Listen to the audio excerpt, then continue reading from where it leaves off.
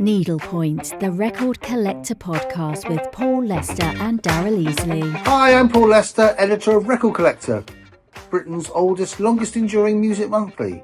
And I'm Daryl Easlea. I too work for Record Collector, and I'm the editor of Record Collector's Rare Record Price Guide. This is our podcast Needlepoint, where we look at rock's rich tapestry, as Julie Burchill once called it, through the prism of the latest issue of our magazine.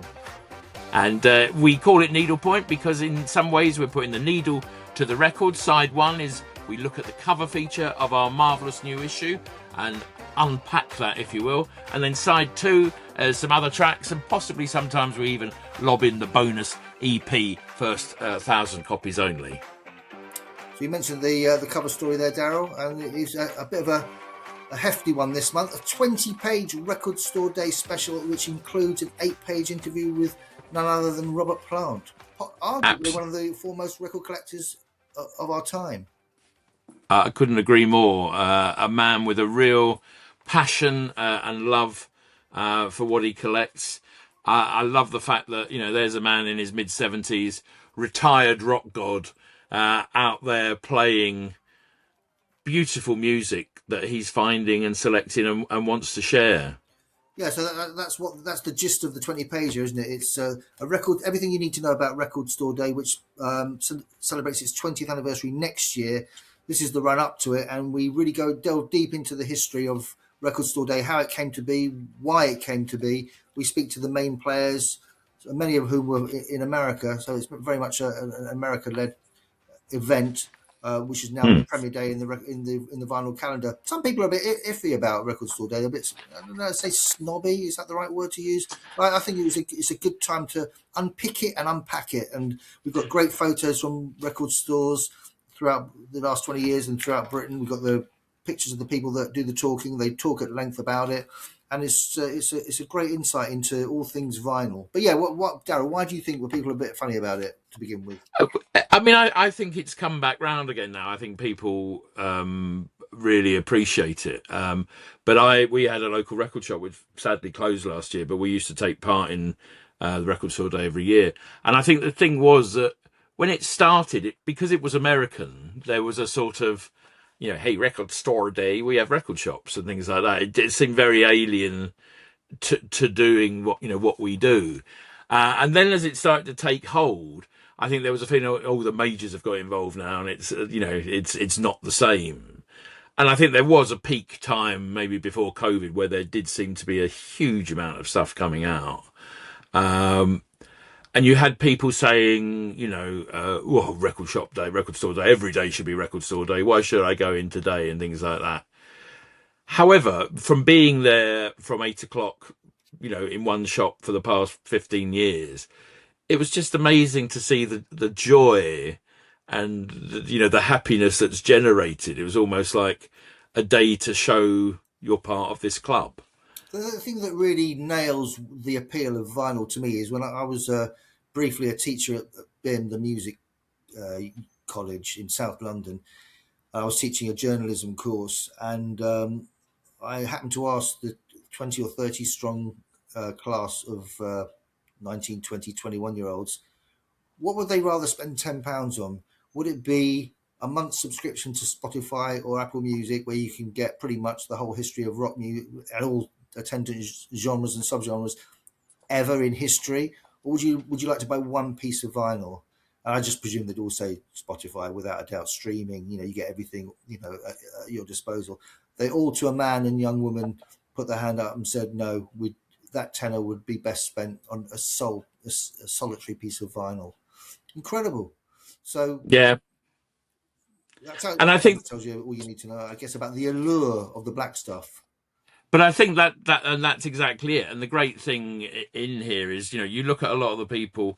There's some lovely shots of Resident in Brighton and other record shops, and and that was the same in Leon C. The demographic is right across the board, and I think that really smart thing. I mean, it's been a sort of ongoing discussion in the Rare Record Price Guide circles, but there is no doubt that Taylor Swift, when she, stuck out that folklore limited thing, that completely changed the complexion of record store days sort of overnight, because it was the Lakes, wasn't it, that which came out. It's about 200 quid now to get hold of it, and then there was the folklore version, the version of the folklore album, which was record store day only.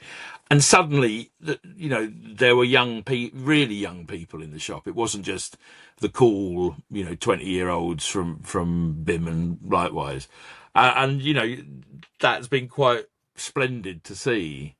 Nice to see within this 20-page special feature also a 2-page article called Top 20 Weird and Wonderful RSD RSD limited editions, that starts with Frank Turner's Girl from the Record Shop from 2024, worth £20, all the way through Foo Fighters, aka DGs, and Hail Satan, which goes for £150. I mean, there's all sorts of really interesting record store day releases, past and present, that's worth having a good look at. And as I say earlier, and then you get the in-depth interview with Robert Plant, who really, more than the what do you call it, the long-haired rock god of yore, more than that, he emerges as a true connoisseur and collector of music, blues and folk particularly.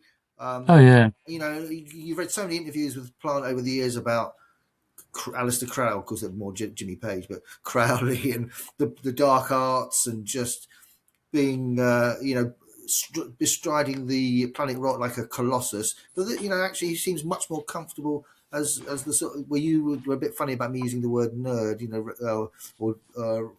well, no, you said a nerdy collector, and I thought to even be vaguely approximating that level of crate digging attraction to vinyl and all the various different iterations of sleeves, and just to even be a bit like that is so strange, because we're so used to him kind of singing and wailing. And but I mean, the thing is, and what's touched on in there, and I've just finished writing the book, as you know, with Jim Lee from Slade, that because they're more or less the same age. And their debut singles were both exactly the same record in the same month. Oh, wow. Which was, I mean, what are the chances of that happening? That's incredible. But Robert Plant was in a group called Listen, and Jimmy Lee, he is Jimmy Lee, I was going to say Jimmy Page. Jim Lee was in the In-Betweens on Columbia, Listen were on CBS, and they both released a version of the Young Rascals' You Better Run. Oh, okay. At the same time, which is just wow. However, the point is, both of those people and everyone lived through that rock revolution, and suddenly they were hearing these sounds dropping in from the other planet. And someone like, Robert Plant from sort of Stourbridge way, which is really rural. I mean, people think Birmingham and it's in the Black Country, which, it touches on. But, he's out there in the fields, and you go into a record shop and start hearing, from Presley onwards, but then he was going back right then, and that huge blues thing that was around the West Midlands and everywhere, John Mayall at Kluke's Clique and things like that, Graham Bond, Cyril Davis, all these characters. When you're 15, 16 and in the bands, they're only like 3 or 4 years older than you in some cases, yet they have that mythical quality. And I think Plant really has never left that moment of wonder and wishing to share, like all the best collectors, all the best music lovers, wishing to share his collection. He wants you to know about it. I like this. I'd like you to like it too. Let's have a listen together. He's a bit of an Elton John, isn't he? Where, number one, he still listens to new releases, wants to be totally up to date. And number two, as you say, he wants to share it with you. He doesn't want to keep it to himself. And some nice photos of him in the Plant article at Spillers Records in Cardiff. What's the historical significance of that shop? It's the oldest record shop in the world. Right. I mean, he's oldest as a teenager. Is that the point?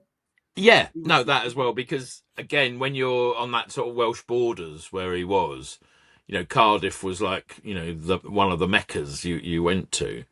And I love it where he says things which will resonate with our listeners and our readers, is that record stores doubled as places you could buy bits of electrical stuff. I mean, that's right. You had my mum worked in a shop like that. It was Well, like, that's where I bought his first mention for many episodes of Needlepoint. Todd Rundgren. I bought Todd by Todd, 1974 release from Rumbelows, because Rumbelows yeah, was the electrical store in Bournemouth High Street. But yeah. they had a record section, and it was a proper section. You could get some decent stuff there. It wasn't just Oh no, absolutely incredible. I mean, I started in Smith's record department, and that was a proper. I remember seeing the Frank Zappa section, and it had. It was the first time I ever saw Weasels Rip My Flesh. Was in W.H. Smith. It wasn't in some underground ghetto I was more of a or lair. weenie sandwich man myself. Well, indeed. I mean, I like the visual. Neon Park, of course. What a truly fabulous sleeve. You don't need the music; it's just those sleeves. Well, but then that comes back to the whole thing about your students at BIM. People love the sleeve. It is art. We all got bored with it, or then it all shrank, and that was there. But you see things like, I don't know. Look at that. I'm going to pull out here. Look, I mean, just Axis Boulders Love. Ooh. You look at that, and what a cornucopia of joy to look at that, and just I should know this gatefold. Yeah, and the whole thing of pouring over. Yeah, I mean, you can pour over a CD, and I guess there is some kind. Oh yeah, and even oddly, just that first page of the artist on Spotify and Apple Music, where you get all of the sleeves, tiny but all in one place. Oh yeah, absolutely. A certain thrill as well. Maybe not a certain. No, look, hey, I love a certain thrill, and obviously everyone listening and reading, watching this will have a certain thrill as well. You're listening to Needlepoint. Please look at all our links and clicks at the bottom. Give us a like. We're lovely. We've done this is our 14th one. It's a delight to have you here. It is, and it's a good opportunity actually to ask questions, because actually you've just prompted me to think about great record sleeves of our time. And I think we're thinking next year of doing something a bit more in depth about the great record sleeves. What would, to the listeners and the people watching now, what would be not the music so much, but the sleeve that really turned your heads growing up? What was the one sleeve that, oh my God, this is where I belong now? The world, the phantasmagorical world of rock, funk, soul, and pop. I could probably. What was yours, Paul? Was it Something Anything by Todd Rundgren? I get.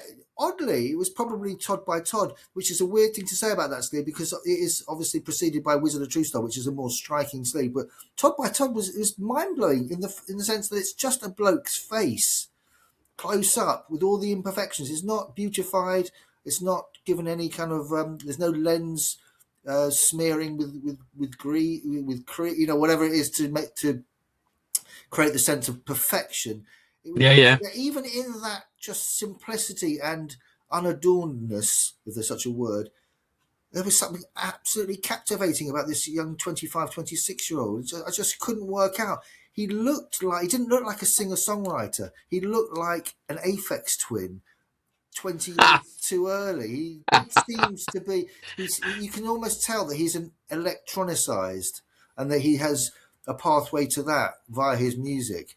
So that would be one. That would probably be the one. And actually, I bought that one in Rumbelows, as previously mentioned, which I think preceded the arrival of Loppy Lugs to the Bournemouth High Street. If anyone's from the Bournemouth area from the 70s, remember the Rumbelows got there before Loppy Lugs, and then there was Track Records, but that was more the 80s, which is where I bought all my ZTT rarities and the Hibakusha remix of Frankie's Two Tribes. And I think even Trevor Horn was seen there at the height of Frankie Mania, buying a couple of iterations of Relax or Two Tribes, because he actually used to live in Elstree, which is the adjunct to Boreham Wood. And of course, he did that record called Elstree, did he not? Yes. Was it the second Buckles? Was there a second Buckles album? There was. It was delayed for many years, but it finally came out. But I think that's on the first one. But anyway. Okay. Tell us if we're wrong. Elstree and its part in our history. I think there was a record collector cover story which broached upon this subject. But I think Ray Davis lived in Elstree and or Boreham Wood in a big house in the area. If anybody else out there knows either that, so I think he lived on Red Road, which was actually the road next to the road that I grew up in Boreham Wood.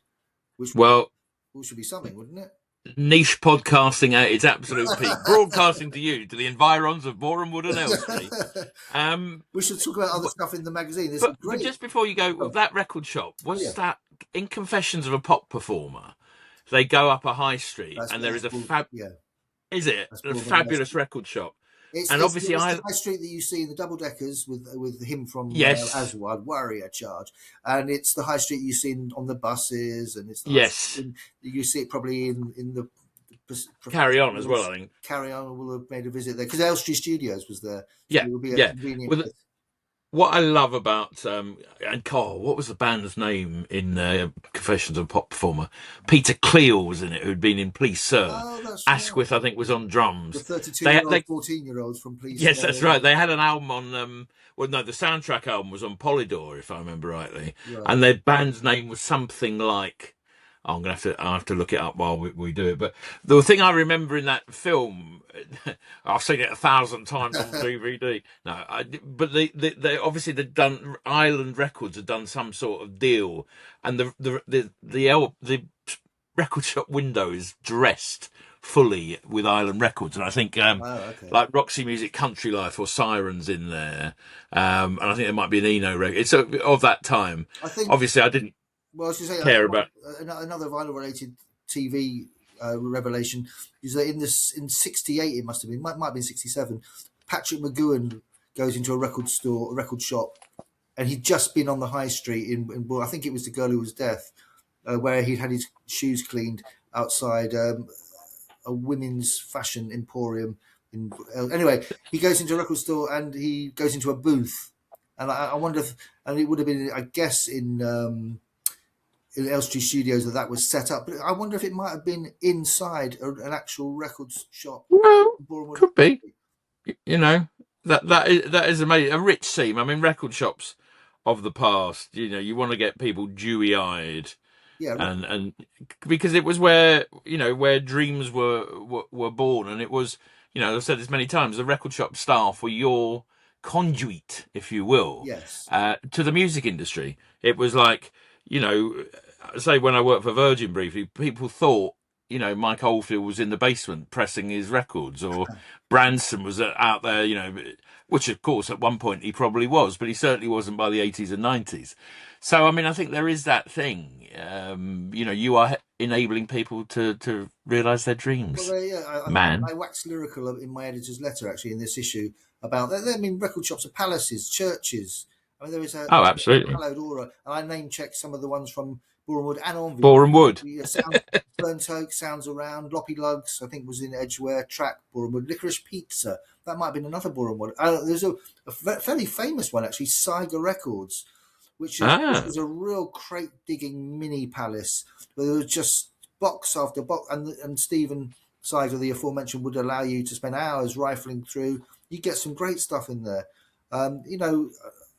You get, the return of the shop has been one of the great things to have happened over the last few years. And absolutely. And they're extending out into other areas now. So you've got Richer Sounds. I think there are going to be 50 stores, Richer Sound stores, that are going to be stocking vinyl in the near future, which is a real sign of the times. Sign of the times. I look forward to it because what a great place to spend 3 or 4 hours choosing all your equipment, and at the same time being able to listen to actual records that you would like to know whether they sound decent on this Denon. Yeah, absolutely. Try it, take it home. Buy it, because that's heading back to those awful. I mean, Richer Sounds is such a beautiful experience. It's taken all that sort of hi-fi shopness out of hi-fi shops. Yes, and it makes you so welcome, and it doesn't matter if you know everything or nothing. You're treated really well. Sounds like we're on a sort of backhander from them. Well, it is. I assure you. Shout out to the Watford branch of Richer Sounds. But when I spent, several hundred, probably fast approaching £1,000, about 2 or 3 years ago, they came. We'll get you. I think I'm pretty sure. I don't know. Maybe I'm misremembering it. But they came to my house and helped me set it up. Oh yeah. No, it's brilliant to do. And I think that thing, because I remember there was a chain called Lasky's in the 70s, of course, on Tottenham Court Road. Yeah, and we had one in the precinct at Southend and things like that. Yeah. And I always remember the blokes there used to wear their ties as short as possible with a knot. sort of like it was the size of their head, and the tail of the tie was that big. But that was that thing, like in the Not the 9 o'clock news when they set, when whoever Oh, went in. fantastic! Yeah, he says, "Yeah, do you sell any? Do you do 78s?" And of course, they Yeah, what? absolutely destroy him. Yeah, absolutely. And that's what it was like. But they used to sell music as well, a little bit, so you could try it on the thing. So it's And I think Richard breaking up. It Satton's was doing it. typically so. It was Rowan Atkinson and Griff Rhys-Jones were the really snotty record shop people, and then it was the other one, Mel. Mel Smith. Who It was came, no, I think was it. Yes, that's right. He came it was in. that way around. Sorry, you were saying. No, it's great. It would probably be completely the other way around, but it was, and it's great to see that again happening and have the records in there. Whatever your local record shop is, look after them, buy stuff. The temptation to have a quick Amazon, which is again, it's all part of the process. But I mean, don't the old cliche of use it, don't lose it. I couldn't. Absolutely, yeah. I need to go and visit because one of my neighbours is Sean Rowley, he of Guilty Pleasures, and he's just. Oh yeah, he's got a shop in Wendover, is it? That's right, Wendover. It's not that far from here, and to him, it's not just a thing he did on an idle whim. This is the peak, the pinnacle of his career. It's a pretty good career, DJing at Oasis gigs and. Oh yeah, well, Guilty Pleasures. I mean, the whole Guilty Pleasures itself, which kind of made yacht rock a thing. But yeah, this is the real joy of his life, ending up in a record shop where he can spend days and days just rifling through his own racks. Yeah. Well, no, I mean, I had such a lovely time growing up in record shops and then working in record shops for 13 years, which I may have mentioned more than once. I'll tell you what, though, what I will say before we talk about some other issues in the magazine or other points, the band in Confessions of a Pop Performer were called Kipper. Kipper, wow, okay. And they'd been renamed because when they were first founded, the pub band, they were known as Bloater. Right. But they were changed to Kipper because they thought it was more commercial. So there you are, a fish theme there. I wonder, I had, and I'm thinking about record shops now. I actually spent the summer of '84, the summer of Frankie, working for HMV. I didn't really enjoy it then. I much preferred the atmosphere of a small, off the beaten track record store. There was something a little bit sterile and antiseptic about. Although I love Virgin Megastore down the other end because that was the Bond Street one that I worked at, and I like the one. That's where I bought a lot of my cutting. Remember the cutouts? Where you? Oh yeah. And I bought all my Spirit imports were cut out. Son of Spirit and Spirit 76 and Farther Along. Even though it was kind of destroying the sleeve somewhat, it made it seem even cooler because you felt like, oh wow, this is something really special. They've done something brutal to a piece of vinyl. Absolutely, and why did they do that? I mean, what was the point of the cutout? I think basically they couldn't be resold. I mean, that was the idea. There was like overstocks, right? Okay, and they were just so that they were mean you couldn't sell them at full price because they've written them off more or less. See, correct me if I'm wrong, but because it's good to ask the people out there because that used to be there was a firm in Britain called SP&S. Special products and services or something, and there was the SP&S van, and I'm sure some of our listeners will remember that. And ironically, you had an SP&S rep, and they'd come up in the van to your shop, the back of your shop, and you would go on the van and pick stock. And it was the visit from the SP&S van was one of the most, the moment that was there, because obviously as the store manager, you had the first dibs on what was there, and you would stock some beautiful things. And ironically, the man called Graham Jones, who wrote those books, Last Shop Standing, about the record shops, he was my SP&S rep when I was the manager of Our Price Real. Oh, how fun. And I sourced him with one task to find the Jack Tatty soundtrack album, which came out in the late 50s, in the late 60s, which had the soundtracks to his films at that point. And he did, and it was $1.99. That was the thing. The SP&S price points were $1.99, $2.99, and then $3.99. And I've got $2.99, do you do what I've done? And I don't know if anybody else has done. This is kind of taking things to sort of an extreme, but 40 to 50 years later, I still have the cellophane wrapper with the price sticker on. Oh yeah. A lot of my, associate salt springs to mind because why would you dare take that? And the shininess and the perfection of having the wrapper, you wouldn't want to lose that, would you? I mean, it depends. I mean, I think shrink wrap was a different thing to when, because now every record comes sealed, pre-sealed when you buy it, Right. more or less, and that didn't happen. You had shrink wrap machines in the shop, so Virgin would shrink wrap their 12 inches and things like that. So I know my sort of London records that I bought, not on London Records, although some were on London Records, but that I went to London to buy, would have that shrink wrap because Virgin Megastore. Oh my God! I've got Club Country with the shrink wrap on it and the Virgin Price sticker, and Into Battle with Art of Noise. With Of course, yeah. Although sometimes if you leave them in a slightly over hot area, you can have, and that's been one of the heartbreaking things of my vinyl collecting life, is my beloved Art of Not Into Battle itself. Horrible brown staining going on because I'd left it with the wrapper on in an over warm area. And that will be the shrink wrap because that responded to heat. That's how it get on there in the first place.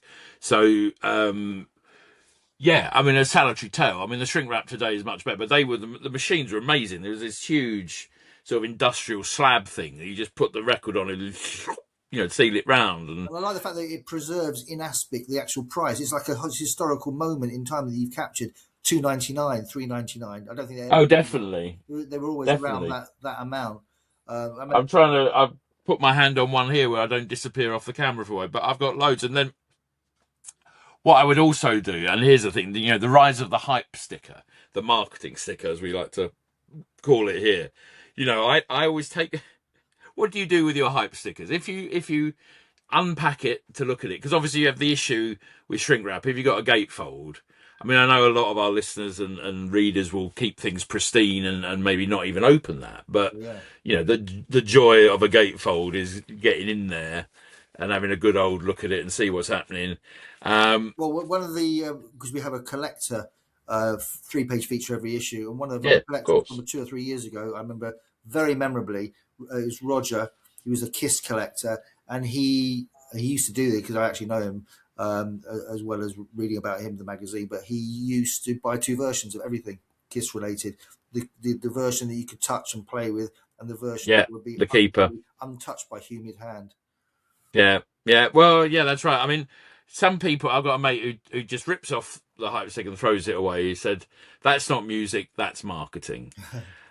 I often take it off, and if it comes off cleanly, then reapply it to the cover in the place the hype sticker was. Right. But obviously that devalues in some eyes. But what I do, and I know my dear friend Julian Fernandez, sugar-coated Julian Fernandez, who works at Sony, but he set up 3 Loop Music. We often take it off and then stick it on the inner sleeve. Right. So it's kept there as an artifact. Because some of the hype stickers, Junglists, Sounds of the Universe, Soul Jazz, what a marvellous place. They did a brilliant D&B album called Junglist of early jungle, which I reviewed in the last issue. And of course you get it, and the hype sticker is like half of the cover.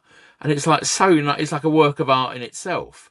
So, I mean, the other options you cut round. I can't believe, but yeah, hey, we're in the right place. This should be. You cut round it, and then put the hype sticker on the shrink wrap in the sleeve as well. Well, the hype stickers would be a great RC Investigates one for 2. It would be actually. I have to say, my wife loves me because I do other things apart from cut off hype stickers and put them in sleeves.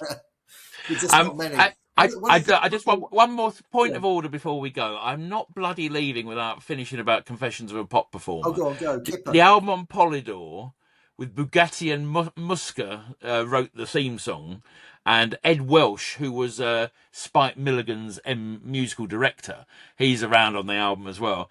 Anyway, nice mint copy of that, about 25 quid. Oh, nice. So there you go, Polydor 75. A good article in the magazine would be top 10 rock bands within films and sitcoms, or something like that. So you get all the Rock Follies, fictional, rock follies, and I guess it could be extended to include Clockwork Orange and Heaven 70. Well, it's sort of related to. Yeah, the Commitments, obviously. Yeah, is there enough for a top 10? Yeah, I'm very sure there is, because there's that And there's the cartoon ones. It's like in Mad Monster Party, there's a band of skeletons that play, and beautiful. I can't remember what that song's called, but that's another great little piece. Then you get bands playing themselves, like Madness in The Young Ones, and Oh they yeah, are themselves, aren't they? yeah, they fictional. No, you get those great shoehorn moments. Blimey, it's 9 below zero up there, and then they came on and etc. Record Collector presents in-depth features, interviews, albums revisited and analysed, extensive discographies, collections, and much more. Over 50 titles to choose from. Visit our online shop at www.recordcollectormag.com. Anyway, Paul, let's talk about other things apart from cutting things out. Yeah, so we many pages on Record Store Day and Robert Plant, but also lots of pages on 1976, 76 great soul, funk, and disco albums from 1976. Because 1976, you forever hear about how punk just changed everything. It rewrote the rulebook. It dominated all our lives. Of course, there are only 3 punk records came out that year, and none of them charted. It was Eater, Damn, Pistols, and what was the other one? Oh, Saints. But pretty much that would be it. What were we? Well, the point of this article is, what were we listening to that year? Was it punk? No, we were probably more likely than not listening to Candy Staton, Stevie Wonder, Thelma Hooper, Denise Williams, Lou Rawls, the Brothers Johnson, Manhattans, Boots's Rubber Band. I mean, it was an incredible year. Tramps, Gloria Gaynor. I mean, 76 is Earth, Wind and Fire. You just, where do you stop? You don't. You just keep on listening. Although I would like to make a case for Bohannon's Dance Your Ass Off, which actually wasn't in there, which is one of the great moments of 76. Is that an album or is that a single? No, it's an album. Oh, it's Bohannon's, the Bohannon Walk is on here. Bohannon. Possibly the most underrated person in the whole of the musical gamut. But no, Lois. Yeah, we should rehabilitate Bohannon and do a piece on him. Definitely. Oh, it was amazing. I mean, he died a few years ago, and he was an interesting cat. But I'll tell you, Lois, Bohannon aside, and I'm not being that. I think you'll find you've missed this one here. It was 76. It's just peerless. I so enjoyed working on the feature. Getting the prices. Dr. Buzzard's original Savannah Band, which of course was the group that featured August Darnell and his brother Stoney Browder. Before forming Kid Creole and the Coconuts. But I mean, it was it's a broad array of stuff. It isn't just, I don't know, when you think of disco.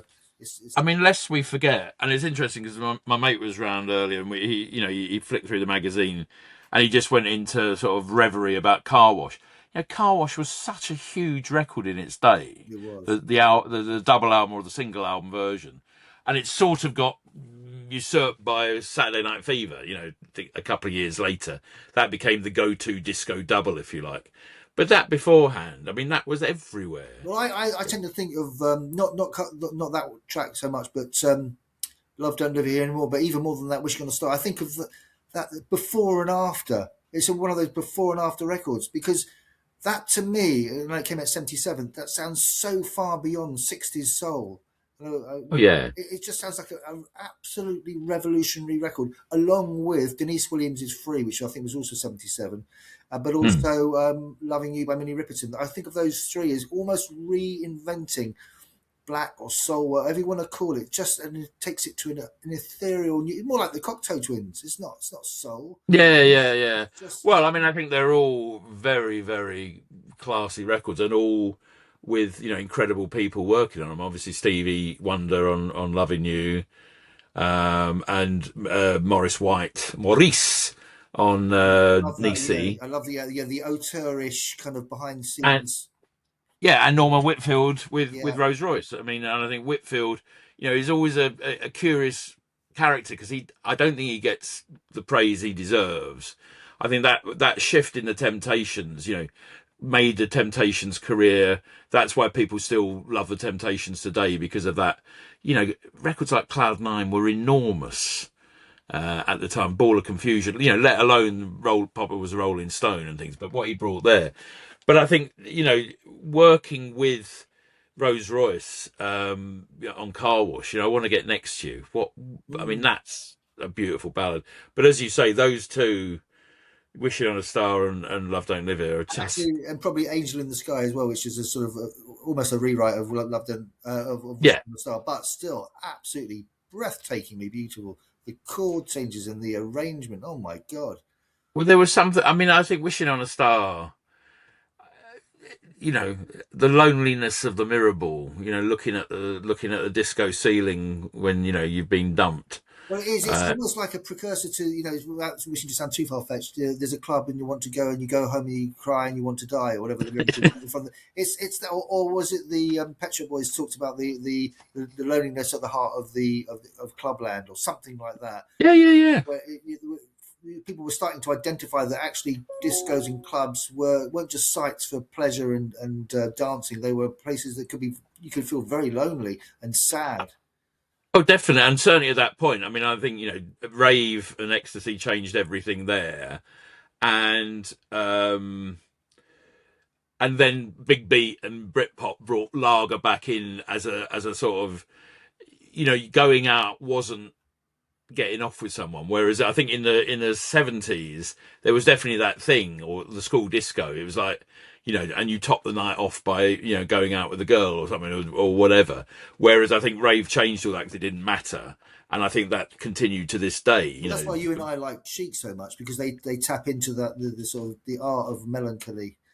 Oh God, yeah, You've got to dance to keep from crying, as Smokey Robinson, the Miracles title, but it could have yeah. a lot of the disco stuff, didn't it? Well, Tears for a Clown, Tracks Yeah. My Tears, the whole thing, the skull beneath the skin. I mean, that goes back to Shakespeare and the Jacobeans. I mean, the whole obsession with the fact we're talking now and rotting inside. Some of us more than others. But it's that whole thing, and I think 76 is a really fascinating year in soul, and I think Lois has captured it really well, because it's just you just for most people, Songs in the Key of Life is the greatest statement Stevie ever made. And its richness and variety is enormous. But then you also had, on the Euro side, Giorgio Moroder was gathering pace. We're just a year away from I Feel Love. Well, that's right. It's sort of the increasing electronicisation of dance music, or black soul music, was becoming evident that year. And you and I actually both chose in the staff list this month. I asked the staff, "What's your favourite album?" Yeah. Soul album from 1976. You and I both chose "I Want You," the Marvin Gaye album. And obviously, everyone always talks about what's going on and let's get it on. Yeah. But lest we forget, he did do that one as well, and it has some fantastic music on it as well. A lot of it was written by Leon. Where, I mean, I think that's why it's had less of a strong rep than the others, because he sort of was at one of his crisis points, and he then picked up this record that Leon Ware had sort of more or less written, and then took it and added to it and made it. It's such a sumptuous record. And the cover art, the whole thing, but Get Together After the Dance is and it's just those moods, Marvin's moods. You go into, you're coming back to ambience and soundscapes and cocktails. It's like that in its way. And the title track, it's what Unbreakable. It's just so beautiful. In fact, I'm going to play it right after we've finish this. So fantastic, but look fantastic feature. And we've done similar recently on great reggae albums of 76. Yeah. And I dare say you could do one on metal as well. And I'm sure Tim Jones would come up with an equally kind of full list of great melodic rock. Or AOR, yeah. Yeah, no, AOR. Well, AOR, Frampton Comes Alive. I mean, almost the pinnacle of AOR. Yes. The first Boston album. These are huge. We should do that. Actually, that's no joke. We should do 76 and the great AOR. The birth of A&R. I suppose Foreigner had already started by then. We've got Foreigner in the next. Well, Foreigner started in 76. Yeah, so I mean, Foreigner, on paper, is like Foreigner. What, you've got a bloke from Bad Company, and you've got a bloke from King Crimson, and you've got this singer who looks like he's from a steelworks. Yeah. And it's like, oh, okay. Bells, please. That would do nicely. But no, I think the other great thing there's so many great things in the mag this time, but Pink Fairies are in there. What a fabulous turn. Larry Wallace, of course. One of my first ever gigs was Pink Fairies I think they were top of the bill to the Stranglers, Little Bob Story, Hammersmith Gorillas, and I think that was it. The Four Strong in Camden. There's still one surviving member, isn't there, in this feature? So Paul Rudolph has now Paul Rudolph. taken. I mean, the great thing, Twink is a regular at the Southend Record Fair, and he's such a lovely fellow. Sits there in his suit. That's And right. I've heard about that. he's a lovely man. But I mean, I just think it's that time where you listen to Pink Fairies. It's like listening to Slade. It's like punk wasn't actually as much of a revolution as old punks like to say it was. Well, like City Kids. Certainly, the attitude was. City Kids, is that the one? Sydney Kids. City Kids, is that the Pink Fairies track? I know. Do It is. Oh yeah. Fantastic. Yeah, it almost. Why did we need to bother with punk? Because it was already happening via Hawkwind, Pink Fairies, Deviants, and all the other stuff that was happening in the early 70s. Yeah, there was lots of stuff out there that pointed the way. And it's not, we come back to that thing, everyone was listening to the Velvets and Iggy. No, they were probably more listening to Hawkwind and Pink Fairies. They were the Iggy and the Velvets that you could actually go and see locally, weren't they? They were accessible, they were available. So although famously you could go and see the Velvet Underground locally with Doug Yule and his and the other three.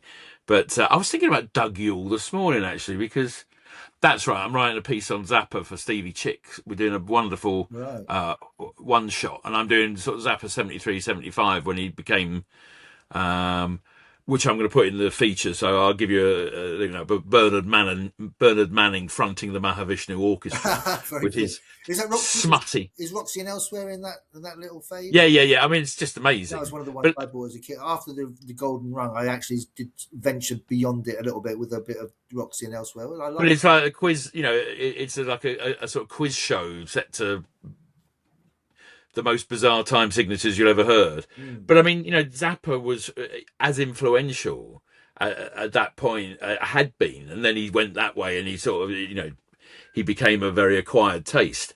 But I reckon more punks probably heard the work of Frank Zappa than they had done the Velvets at the time. Discuss. That's my piece up the wall. Anyway, Bernard Manning fronting the Mahavishnu Orchestra. Sorry, Stevie, I'll give him that one away. But it's a good. The Zappa bookzine's coming out. When's that due? I believe it's going to be April, something like April the 16th. It should be excellent. Yeah, I mean, I like the idea that he's going to rehabilitate some of the later albums. Because to this point, I always think of the cutoff being somewhere circa Hot Rats. Yeah, I mean, I go up to Weasel. I mean, I adore Weasels, but again, and the way those albums are put together are astonishing because they're literally. There's some old stuff that comes in. There's new stuff. There's dubs added to old stuff. There's, he recorded one, like on Apostrophe, there's a track that was going to be done at Hot Rats, but it stayed in the pot and then came out there. And Apostrophe, he's got Jack Bruce. He does a jam with Jack Bruce.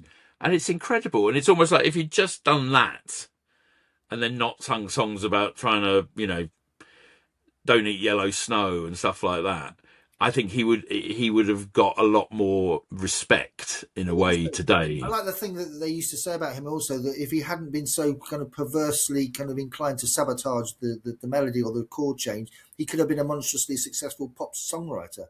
I know maybe that's too far-fetched, but the first one I bought was absolutely free in 76, 77 on cassette. And that's always my favourite. But that had so many different things going on in it. It's almost like a record collection in miniature.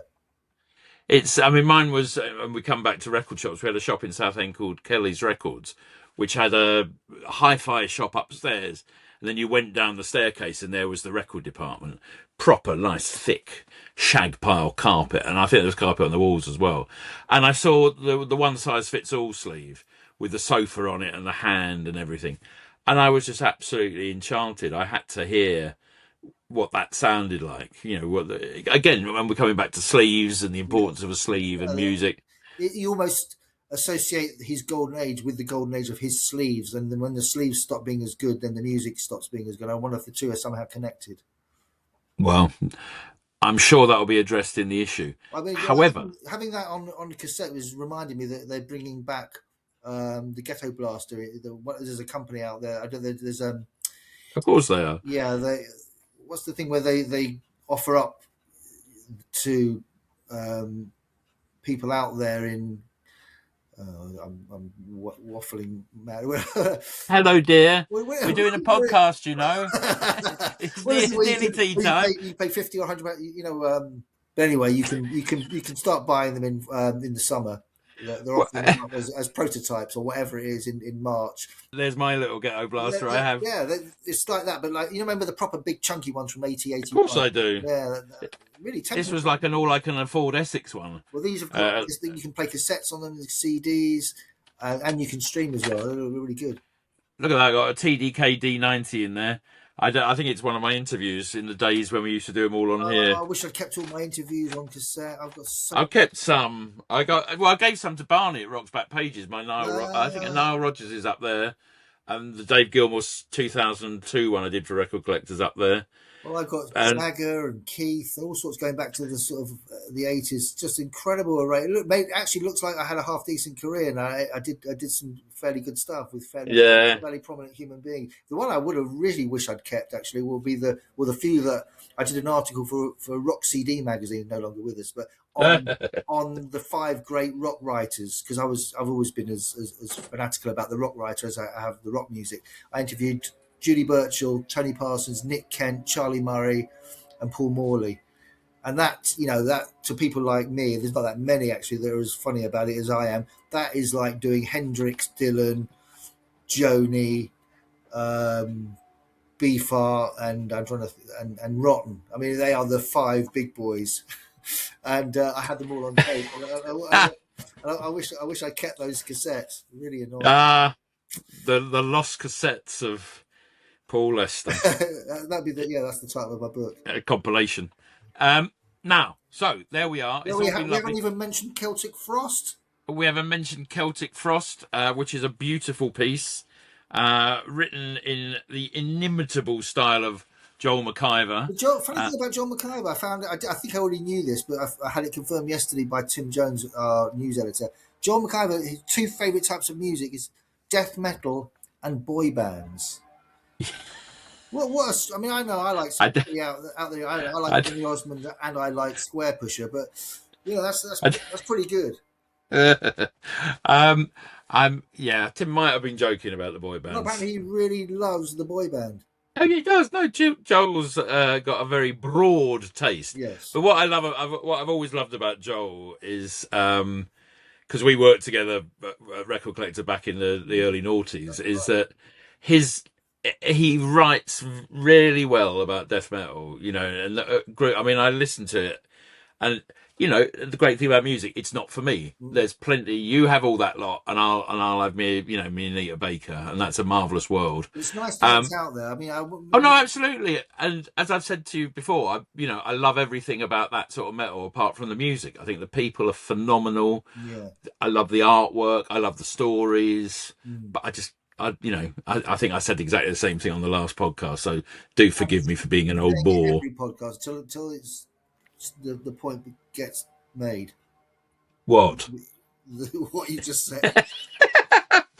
No, absolutely. Music's for everyone. We love it, and we hope you do too. I mean, that's the most important thing, and that's why Record Collector, I have to say, is, and I know I'm very much part of the team, but it's going from strength to strength at the moment. I think we've had a really great run of issues, the variety, and as I say, when let me get the pipe so I can blow some smoke there. But I mean, when my mate who was here this morning, an old dance boy, he said I picked up and I couldn't believe it.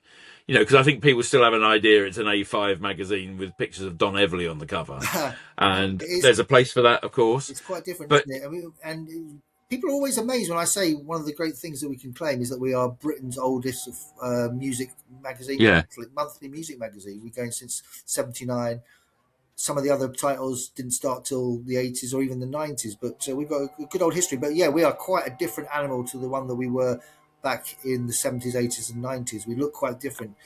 It's a really, I think it's a great magazine, and one of the beauties of it is that you can do 20 pages on Record Store Day and 10 pages on 1976 Disco, Funk and Soul. And let's just give a quick. I'm going to give a visual clue to what's on the cover next month. Ooh. For those without who are listening on a Spotify and not watching the visual show, I've just shown an artist his real name is John William, but you don't know him as that. And he's a very popular fellow in UK circles, an avatar, if you will.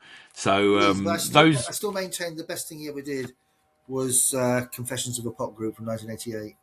There you are. We've given it away to the listeners now. Yeah, it's a beautiful record. It's a beautiful. In fact, which brings us back to Confessions of a Pop Performer, with Kipper, Robin Asquith on drums, and Peter Cleal with a terrible afro. As I think he was the singer. There's also a turn in it called by Freeze a Crowd. Well, I'm going to go and listen to it. Because we actually have in one of our sections of the magazine, Digging for Gold, we have the third or fourth page of Digging for Gold is often handed over to a great pop TV moment. Well, why don't we? It's called Sound and Vision. And in the it is. It's on Bronski Beat's appearance on Razzmatazz on ITV in June 1984 with pictures of Jimmy Somerville et al. Doing their thing. Why don't we do Kipper's? I'm sure we have. You think so? I'm sure we have. I wanted to read it for the first time. How Tim will tell us. But, we bear in mind, I mean, this is what I always find about, we've been going for 45 years, and there's always that tendency in music mags that, well, we've done that. It's like, yeah, we did it in 2001, and actually a new generation has come along who read and, need to have a reset or, about it. So maybe the time has come to do that. That's a good point because, I don't even know if we have done Pink Fairies before. I'm sure we have, but yeah, we might not. But the point it's a great version of it. It's a great, and they also, Paul Rudolph has presided over a really good new Pink Fairies album. Yeah. There is still the story is not over yet, folks. There's still, and I think that's what's so interesting is we've been around long enough for all these bands coming back, and actually it's really credible when people are watching them, and they've adopted the original logos again, and they've got you go to the merch table and you're buying like classic logos and things. Whereas I think when we started, certainly in the 90s and noughties, those bands were almost seen as sort of like, oh yeah, the Half Moon in Putney. Oh, what, 10 old blokes watching Caravan or something like that. Now Caravan would sell out anywhere because they're absolutely brilliant. Or Soft Machine, Well, I have to say, and you're blowing our trumpet, but you've got to props to Jerry Ewing over at Prog Magazine, who's almost single-handedly managed to make people like Steve Hackett and have a second, almost an Indian summer career. Because they would have been likely 10 years ago or 15 years ago, they would have likely been 20 people and a dog, local. No, I absolutely right. Now they can sell out Apollos and Palais and definitely proper sized places. No, it's huge. I mean, prog is not a four-letter word, as Andy Votel did on a compilation once. And Jerry really, he got that sort of underbelly of all of us. Me, I adore prog. And it's all right. You can like it and like other stuff as well, and you're not like a pariah. It's enjoyed a rude commercial health in over the last 20 years. Incredible. I mean, it's funny you mentioned Steve Hackett. When I worked for Collector the first time, he did his first Genesis Revisited thing, and it was a bit like, and everyone, I don't think even Tim wanted to review it, and it was like, hey, Daz, do you want to do it? You liked it, and it's a bit like, oh. He's going back to Genesis. It just seems so alien and now he does it, and it's the most amazing thing. You can hear those records live, which is what there's nothing like a Genesis record live. Which brings us back to the Mahavishnu Orchestra and Roxy and Elsewhere, because Frank Zappa's drummer was Chester Thompson, who came into Genesis, and every time they played Afterglow live, when Phil Collins went back and did the double drums, they played the bit from Trouble Every Day as what Ralph Humphrey and Chester Thompson did on Roxy and Elsewhere. I miss those days where the Enemy and the Melody Maker would have the readers' poll for instrumentalists. I'd like one in retrospect, because I still love the idea of having a pub debate about who's the best bassist, who's the best drummer.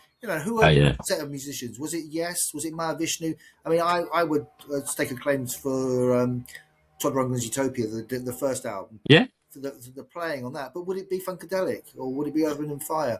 Who were the best players? That's almost a cover story, isn't it? But I mean, they're all incredible in their way, and I also think you listen to something like garage rock, original garage rock, and there is something so brilliant. The Fall there's something so brilliant about that noise as well. But, you listen to Zappa and you just think, Jesus, this is really, or Crimson, that second major iteration of Crimson. And that classic quote that Robert Fripp said to Bill Bruford when he left Yes. I mean, that was a real, Yes were really going places and King Crimson was seen as a bit over. Yeah. And he said that classic thing, he won't do the accent. I caught you, hello there. No, I won't do the accent. You didn't know he came from Ireland. But he said to Bill Bruford, all right, you're ready for us now. You sort of done your training with the other group, Right. and and you listen to that. It's like, gee whiz. Well, I don't know if I'm misremembering this. I'm pretty sure Todd Rundgren said of John McLaughlin, if he'd have died after Birds of Fire. Yeah, if he'd have died after Birds of Fire, he'd have been regarded as up there with Hendrix. Yeah, absolutely. I mean, we've had this conversation on here before about Nick Drake or Roy Harper, all of those cats, Yeah. Hamill, if they'd gone then. Unfortunately, they didn't, and I'm really glad they haven't. Yeah, it's a terrible thing to say. I mean, that kind of thing got me into a lot of trouble with Tom York of Radiohead, actually, because we asked the question, is this rock's next martyr in the making on the cover of Melody Maker? It wasn't my cover line, actually, it was Alan Jones's, I'm pretty sure. But yeah, he wasn't best pleased because he thought it was like we were urging him to head over the precipice. We weren't. We were just, it was just musing aloud, really. I don't think we meant it in the way that it was taken anyway. I don't know how I got onto that, but well, it's amazing. But listen, it's a good magazine. I think we've had a lovely time. We haven't even discussed what we've been doing and listening to because we're 58 minutes in. I've been out more. It was barely worth coming home. I was out so much. I went to see Squeeze. Yes, we were in the same building at the same time, but didn't see each other. I didn't see a single bit of it because the crowd was so heaving. I couldn't see. I mean, I'm 6'1". I couldn't see above the people in front of me. But anyway, apparently it was a great gig. A fight actually broke up in front of me with two women. Brilliant. This is the best bit. Well, me and my dear friend John Chathers went to it, and I was reviewing it for us, and we were all penned into this corner in downstairs at Coco, and we were like looking through this sort of gap about that big, and we two lovely random people from Essex, we got talking to them, and they were like feisty girls from, I think one was from Harold Wood and the other was from Dagenham. And it was just like lovely gigs. We're all together. They were enjoying it so much, and they did an interval in between, as you know, and they'd been standing there all the time, and then this tall bloke just came and stood in front of them. Now, obviously, a gig's a gig. That's what happens. But it's like, right, that's my space. You're in my space. Oh, I'm not. This is it's a gig. And anyway, they wouldn't let go. They wouldn't stop it. And you could see his wife or his partner or whoever sort of going, leave it, John, leave it. And she's going, I'll stay there all night. So yes, that was my, low wattage, but tremendous. The spirit of that Squeeze gig. A woman bought me a drink at the bar. I was up queuing, and she said, look, if you can get me a drink, I'll pay for your round. I got her a cup of drink. I said, you don't, no, let me. I really like to. So she did. And then on the train on the way home, I counselled a man who just has an argument with his father. And it was just like, bloody hell, what a strange night. Well, they're a bit... Very Trixies, very Trixie-esque. And Trixies was the name of the new album. It was a gig of two halves, with the Trixies of the new album, and then they did the hits. About good musicianship before your contention is that Glenn Tilbrook is the guitarist de nos jours, the unsung guitarist de nos jours. Absolutely. We said that last time. I say it again now. And he bore that out with solo. And I love the way he's got his boy on stage with him now. Yes. Who looked unnervingly like a mix between Sterling Morrison and John Cale, circa 68. Which I told him afterwards, and he went, "Oh, was he pleased? I'll take that.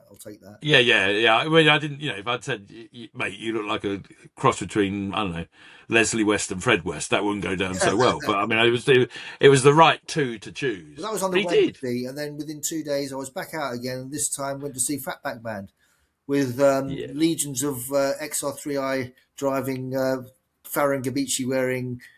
Lapsed lads from the early 80s. It was quite enjoyable. I don't know how many original members there were with the band, but I found loving one. I think that really hit the spot, and great musicianship. I never thought I'd care about that kind of thing, great musicianship, but there is a place for it. It can Oh, to good effect.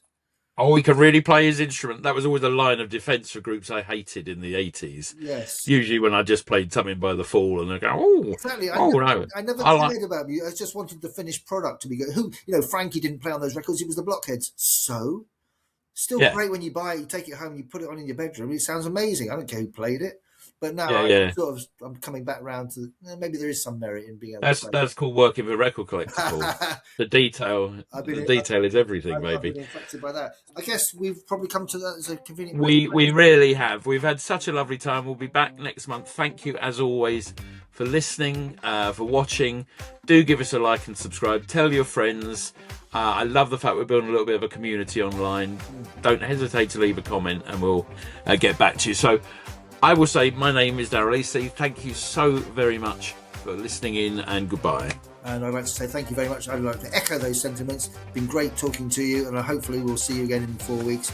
Look out for the magazine, look out for the bookazines, and obviously play the podcast as many times as you can. And tell all your friends about us and get them to join in as well. I'm Paul Lester. Thank you very much for listening. Needlepoint, the Record Collector podcast with Paul Lester and Daryl Easlea.